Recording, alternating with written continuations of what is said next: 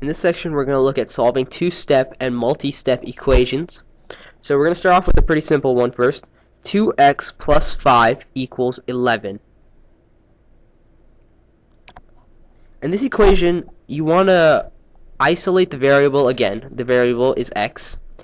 But you want to start with subtraction and addition before you go to multiplication and division. So we're going to start by subtracting 5 on both sides in order to get rid of the 5. So 2x plus 5 minus 5 leaves us with 2x. And when 5 is subtracted from 11, we get 6. So now we want to isolate the x. So in order to do that, we must divide both sides by 2. When 2x is divided by 2, we get 1x. And when 6 is divided by 2, we get 3. So x equals 3. Now we're going to look at another problem, similar to this one. 10 equals 6 minus 2x. You want to start by doing the addition and subtraction before you do multiplication and division. So you want to subtract 6 from both sides. When 10 minus 6 equals 4, and 6 minus 2x minus 6 is going to get rid of the 6, so you're going to be left with negative 2x. In order to isolate the x now, you want to divide both sides by negative 2.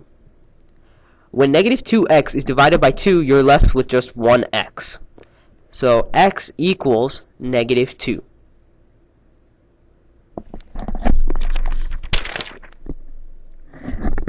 Now we're going to look at solving two-step equations that contain fractions. We're going to look at the example q over 15 minus 1/5 equals 3/5.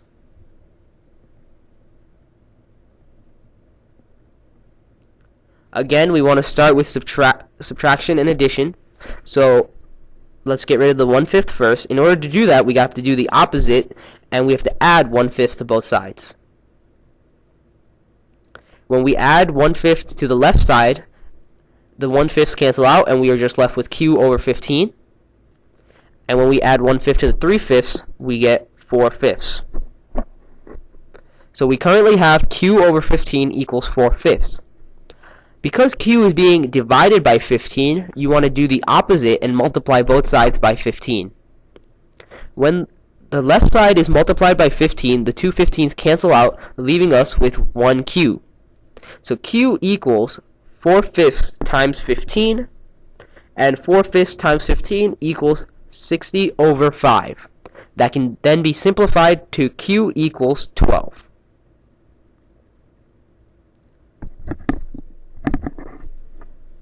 Now we're going to look at some examples that require a little bit of simplifying before solving the equation. 6x plus 3 minus 8x equals 13. If you recall from a past section, when you have like terms, such as 6x and 8x, you can add them together before starting the problem. So 6x minus 8x, because it's a negative 8x, you will be left with negative 2x plus 3 equals 13. And now again, you want to do the addition and subtraction first when trying to isolate the variable. So you want to subtract 3 from both sides. When you subtract 3 on the left, you cancel out both 3's, so you're left with negative 2x. 13 minus 3 is going to give you a 10 on the right side. Now you want to do division in order to get rid of the negative 2, so divide both sides by negative 2. When negative 2x is divided by negative 2, you're left with 1x. So x equals 10 divided by negative 2, which equals negative 5. We're now going to look at a final example. 9 equals 6 minus x plus 1. Plus 2. Sorry.